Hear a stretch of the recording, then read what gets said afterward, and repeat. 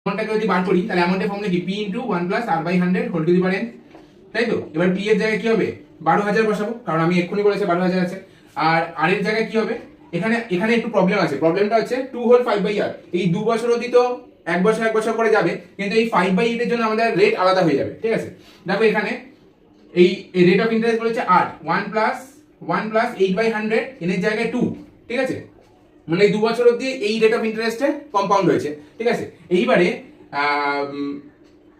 আমাদের যখন এই 5 বাই 8 বাড়তি যে বছরটা আছে, ওই বাড়তি বছরের জন্য রেট আলাদা হবে, সেই রেটটাকে আমাকে বার করতে হবে।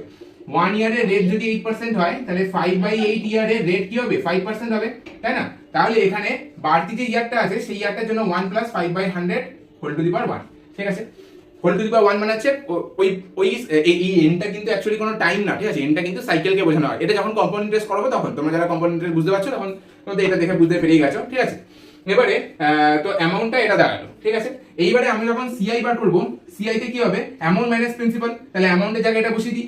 তাহলে 1200 1 plus 8 by 100 whole square 1 plus 5 by 100 whole to the power 1 minus 1।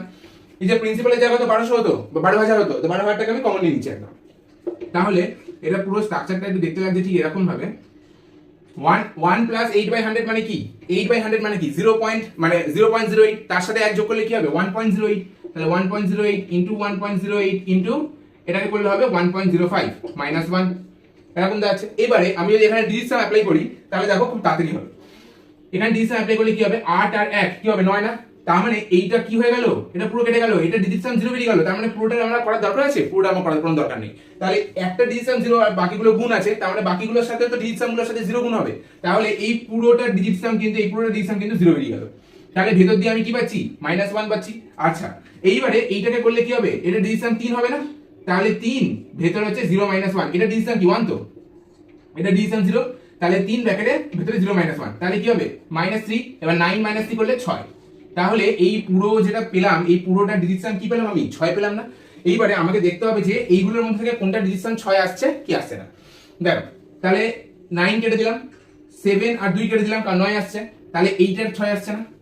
বাকিগুলো দেখি বাকিগুলো 6 আসছে কি আসছে না। 5 আর 4 কে কাটলাম 9 আসছে, 6 আর 2 কে যোগ করলে কি হবে 8 হবে, ঠিক আছে?